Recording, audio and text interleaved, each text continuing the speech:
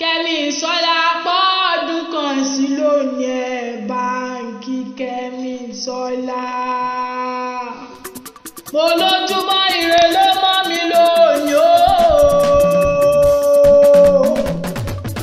Mo láàdún máràdán ló ń ṣọjọ́ ìbí lónìí o. Kẹ́misọ́lá Joy Òjó ló pọ́dún kan sí lónìí o. Dúdú oṣù tó dúdú bí ìkóró òṣì bẹ́ẹ̀ tẹ̀wẹ̀ nǹkan náà jáde ló ń ṣọjọ́ ìbí lónìí o. Mo lórúkọ rẹ̀ ń fọlá orúkọ rẹ̀ ń fi ìkẹhàn nítorí òfin gbogbo ṣẹwà agúnlẹ́yinjú èyí fún jọ̀wọ́ ìbàdí àràn o. Mo lẹ́ẹ̀ bá mi pè bí ológun ẹrú. Mo ní máa ń fi ọjọ́ níwọ̀n gbọ́n ìwọ̀nfà mo ní bẹ́ẹ̀ Èkìtì ní ìṣẹ̀lẹ̀ bàbá tó bí ọlọ́run gangan.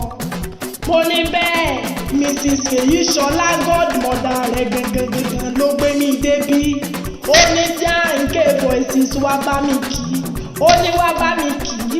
Ó ní wá bá ń pò kì í lé bàbá ẹ̀ jáde fún. Mo ní Ikole ní ìṣẹ̀lẹ̀ bàbá tó bí ọlọ́mọ. Mo ní Kẹ́misọ́lá máa gbóhùn ẹnu mi.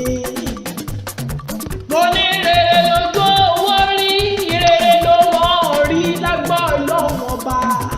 Mo ní gíga báyìí lọ́wọ́ yọ̀gòrí. Mo ní gíga ló mọ̀ ọ̀gá ló máa bẹ lágbára ṣe. Mo ní wàá máa tayọ sí mi lágbọ́ ọlọ́mọ ọba. Mo ní jẹ́ ń sáré ṣe wérewére jẹ́ ń sáré ṣe wàràwàrà jẹ́ ń jíṣẹ́ tí godmother ẹran mi.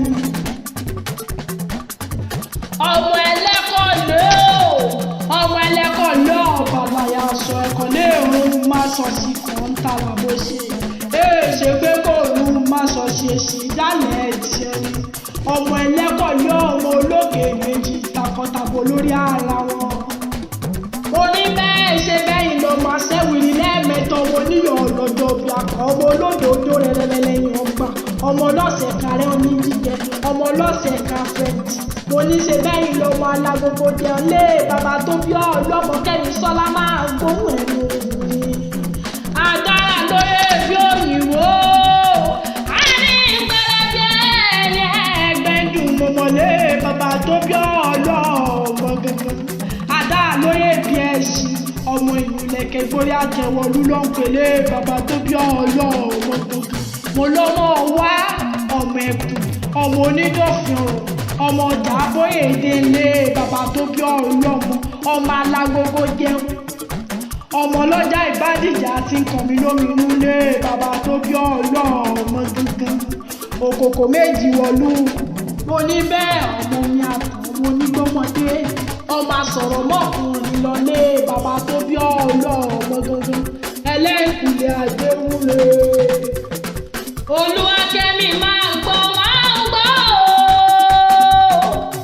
Akíkanjú ló fi wẹ́ lọ́wọ́ akíkanjú kan ní wọ́gán fúnra rẹ̀ gangan.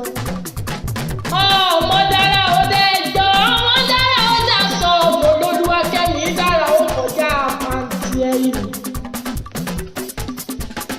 Adára lẹ́wọ́ bí àṣẹ̀ṣẹ̀ lọ́jọ́ adára lọ́wọ́ láìsí ti paraṣe. Mo ní wọ́n tó mọ́wọ́ ọ̀sẹ̀ tí gbogbo ọkùnrin bá lọ́lọ́. Ebele Yorùbá jáyé ní àyà jáde ẹni. Olúwakẹ́mi fine, mo ló fresh, mo ló posh. Mo ní gbogbo ohun tó kára rẹ̀ owó ọ̀la ni. Mo ní máa ń gbóhùn ẹnu mi. Mo ní bẹ́ẹ̀ ayé ló bínú nǹkan tí wọ́n sọ ọ̀kan ó sómi ayé ló bínú iyọ̀ tí wọ́n dayọ̀ fún ibẹ̀.